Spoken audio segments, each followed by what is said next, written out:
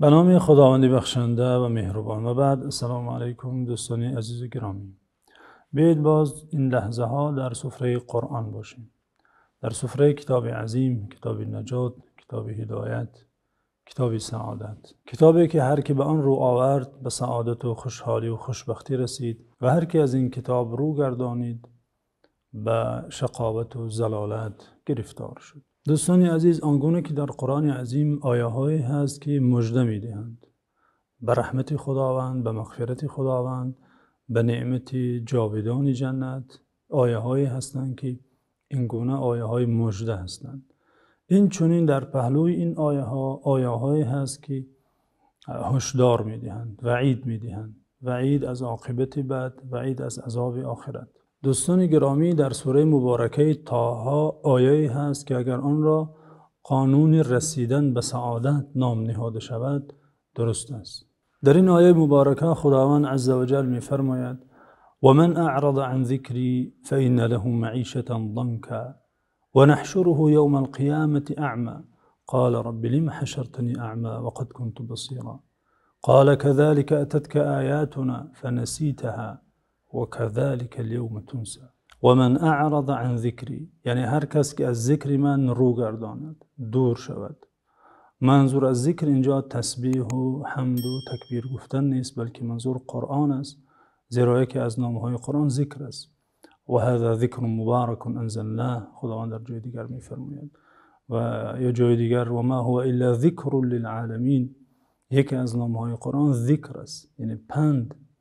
هر کس که از ذکر من، یعنی از کتاب من، از قرآن من، از این هدایت های من که توسط پیامبر صلی الله علیه وسلم به شما رسانیدم، نازل نمودم، هر کس که دور شود، رو گرداند و هدایت و راهنمایی را در دیگر چیز، در دیگر کتاب ها، در دیگر رویه ها، در دیگر مذاهب فکری و اعتقادی جستجو نماید، فإن له معیشة ضنکا، همانا برای او زندگی ضنک خواهد بود، زندگی تنگ، زندگی پر از مشقت، زندگی خالی از سعادت، زندگی خالی از خاطر جمعی. یعنی هرگز به سعادت و خوشحالی و صفای باطن و بالیدگی روح نخواهد رسید، نتواند رسید.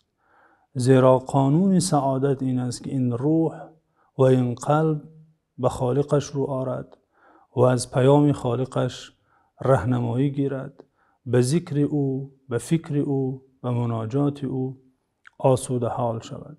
و الا هر قدر در نعمتهای ظاهری هرچی بپوشد و هرچی بنوشد و هرچی تناول کند و در هر گونه قصر زندگی هم کند، هرگز به سعادت باطنی نخواهد رسید. زیرا در قلب انسان، در روح انسان، در باطن انسان فقر است، تشنگی است، نیاز است که آن را بجز غذا گرفتن از قرآن، غذا گرفتن از ذکر و فکر خداوند، غذا گرفتن از مناجات با خداوند، هیچ گونه نعمت ظاهری برطرف نتواند کرد.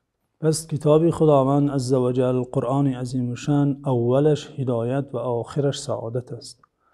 و افکار غیر قرآنی، اعتقادهای بیگانه از قرآن، اولش ضلالت و آخرش شقاوت و بدبختی است. یگانه دستوری که حقیقت مطلق است و انسان را راه درست زندگی می آموزد و از جانب خالقش پیشنهاد شده، نازل شده قرآن عظیم شان است. و آن افکار و فلسفه هایی که از جانب بعض فیلسوفان پیشنهاد شده، پایه‌گذاری شده و به رویه های معینی مشهور است، از قبیل مارکسیسم و سکولاریسم و گومانیسم و فمینیسم و غیره از مذاهب و رویه های معاصر، به هیچ وجه، به هیچ راه، در هیچ حالت انسان را نمیتوانند برای درست زندگی راهنمایی کنند و هرگز نمیتوانند انسان را به سعادت برسانند. فإن له معیشة ضنکا، هر که از قرآن رو گرداند حتما زندگی پر از کلفت و غم و اندوه،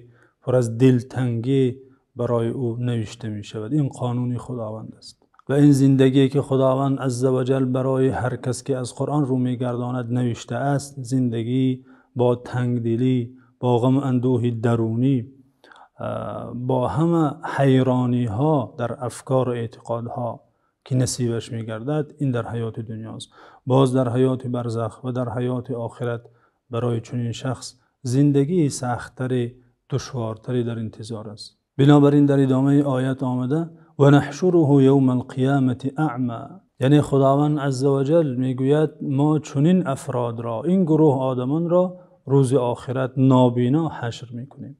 او از خداوند عزوجل آنجا میپرسد که پروردگارا لما حشرتنی اعما و قد کنت بصیرا، خداوندا من که در دنیا بینا بودم، چرا من اینجا نابینا شدم، مرا نابینا حشر کردی؟ خداوند عزوجل در جواب به او میگوید قال كذلك اتتك آیاتنا فنسیتها و كذلك اليوم تنسى، یعنی در دنیا آیات ما برای تو رسید، برای تو پیامبر فرستادم، کتاب نازل کردم، فنسیتها نادیده گرفتی، روگردانیدی، فكذلك اليوم تنسى جزا از جنس عمل می باشد.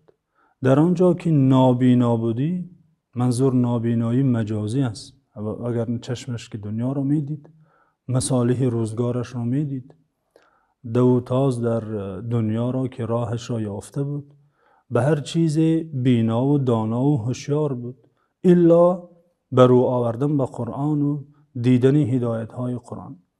در دنیا که نابینا بودی، نابینای مجازی است منظور، در اینجا نابینای حقیقی خواهی بود. بدین خاطر تو را به این شکل، به این هیئت، به این صورتی با مذلت و خواری حشر نموده، در جزای نابینا و نادیده گرفتنت آیات ما را در دنیا. و کذالک الیوم تنسی، این چنین در اینجا نادیده گرفته می شوی، خودت نابینا هستی و این چنین حالت نادیده گرفته می شود و در عذاب ابدی باقی خواهی ماند. از این خاطر در آن حدیث طولانی که در وصف قرآن آمده و آن را امام ترمذی از حضرت علی رضی الله عنه روایت می کند، پیامبر صلی الله علیه و سلم آنجا قرآن را به یک چندین وصف های زیبا وصف کردند. از جمله گفته پیامبر صلی الله علیه و سلم است که آنجا فرمودند و من ابتغى الهدى فی غیره اضله الله. قرآن کتابی است که هر کی هدایت را، راهنمایی را در غیر آن بجوید، در دیگر کتابها، در دیگر مذهبها، در دیگر رویه ها خواهد راه هدایت، راه زندگی پیدا کند، اضله الله، خداوند او را گمراه می سازد. زیرا هدایت در قرآن است، سعادت و نجات در قرآن است. قرآن نور زندگی، نور روح و روان و نور راه رسیدن به رحمت و رضا و به جنت آخرت است.